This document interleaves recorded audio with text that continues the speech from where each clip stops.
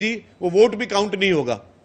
اگر کوئی ممبر اپنی مرضی سے ووٹ نہیں دے گا تو ووٹ بھی کاؤنٹ نہیں ہوگا. اس کا مطلب آپ آئین کو تبدیل کرنا چاہتے ہو. آپ یہ کہنا چاہتے ہو کہ ووٹ آف نو کانفیڈنس کا وجود ہی آئین سے ختم کر دیا جائے.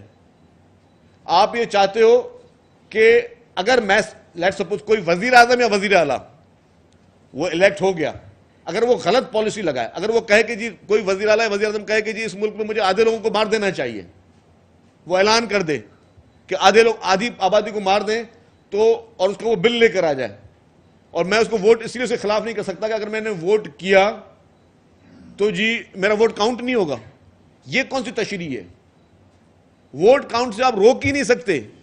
اور جو یہ باتیں کر رہے ہیں وہ آئین کی خلاف ورزی کر رہے ہیں, اور آئین میں جو چیز لکھی ہے اس کو نہ کوئی کورٹ بدل سکتی ہے, نہ کوئی جج بدل سکتا ہے, نہ کوئی سیاستدان بدل سکتا ہے, نہ کوئی اور ادارہ بدل سکتا ہے.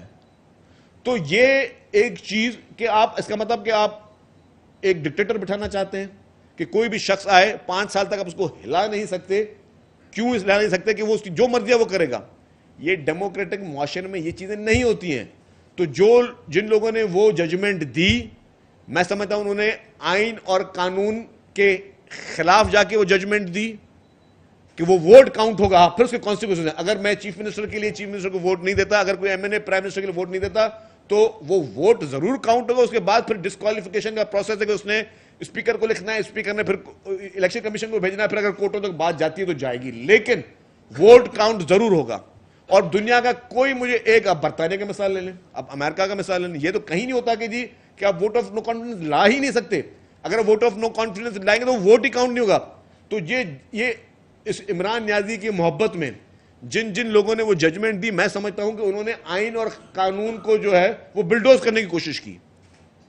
63A کی جو اصل روح ہے اس کو اسی روح میں سمجھا جائے, پڑھا جائے. اور یہ نہیں ہو سکتا کہ آئین اگر پارلیمنٹرین نے بنانا ہے تو کوئی بھی جج یا کوئی بھی جوڈیشری کا کوئی بھی شخص وہ اس کو تبدیل کر سکتا ہے. وہ اختیار نہیں ہے. جو لوگ کچھ آ کے آج کل وکلا جو ہے پی ٹی آئی کے آ کے یہ جسٹیفیکیشن دیتے ہیں کہ جی آئین کی تشریح کرنا جو ہے وہ عدالتوں کا کام ہے. آئین کی تشریح کرنا عدالتوں کا کام ضرور ہے, لیکن آئین کو توڑنا اور اس کو موڑنا یا آئین کو تبدیل کرنا عدالتوں کا وہ کام نہیں ہے. وہ کام جو ہے وہ پارلیمنٹرین کا کام ہے کہ وہی قانون بنا سکتے ہیں. قانون کو توڑ کوئی بھی پاکستان میں نہیں سکتا, اور قانون بنانے کا اختیار واحد صرف پارلیمنٹ کو ہے, اور کسی شخص کو, کسی ادارے کو وہ قانون بنانے کا اختیار نہیں ہے. یہ وہ چیزیں ہیں جو ہم چاہتے ہیں کہ پاکستان کو اسٹیبلائز کیا جائے, پاکستان میں رول آف لا کو قائم کیا جائے.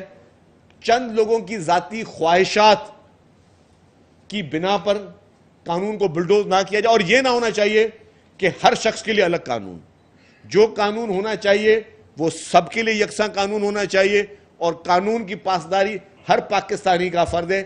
اسی طریقے سے ہم پاکستان کو آگے لے کر چل سکتے ہیں, اور ہم پاکستان کو اپنے رول آف لا میں لے کر آ سکتے ہیں. یہ بتائیے جو آپ نے ابھی پہلے حصے پہ سوال ہے, دوسرے حصے پہ تو آپ نے عمران نامہ پڑھ کے سنا دیا ہے. پہلے حصے کا سوال ہے آئینی ترامیم کے حوالے سے, اگر اتنی اچھی ہے تو مولانا فضل الرحمان راضی کیوں نہیں ہو رہے؟ اور دوسرا یہ ہے کہ ان کا کہنا ہے یہ اسمبلی اس قابل نہیں ہے کہ یہ اتنی بڑی آئینی ترامیم کر سکے, کیونکہ یہ مینڈیٹ نہیں رکھتی ہے. لیکن بات سنو, مولانا صاحب ایک معزز سیاستدان ہیں, ان کی اپنی رائے ہو سکتی ہے, اور ہر سیاستدان کی رائے کا احترام ہم سب کی رائے کا کرتے ہیں. ہم پی ٹی آئی کے لوگوں کی بھی رائے کا احترام کرتے ہیں. اور مولانا صاحب نے منع نہیں کیا, انہوں نے کہا کہ جی میں اپنا ایک ڈرافٹ دوں گا. تو ظاہر ہے جب ڈرافٹ پارلیمنٹ میں آئے گا تو اس وقت وہاں جو موجود ہوں گے پارلیمنٹیرینز وہ آپس میں ڈرافٹ ایکسچینج کریں گے, اور کوشش یہی ہوگی کہ متفقہ طور پر کوئی قانون لایا جائے. اچھا یہ بتا دیں کہ جسٹس ابھی تک جو تاثر میں پی ٹی آئی اور اس کے جو سپورٹر ہیں سوشل میڈیا پہ, مختلف مقامات پہ یا ٹی وی شوز میں یہ تاثر دے رہے ہیں کہ پیپلز پارٹی اور نون لیگ کو جناب منصور علی خان سے خوف ہے.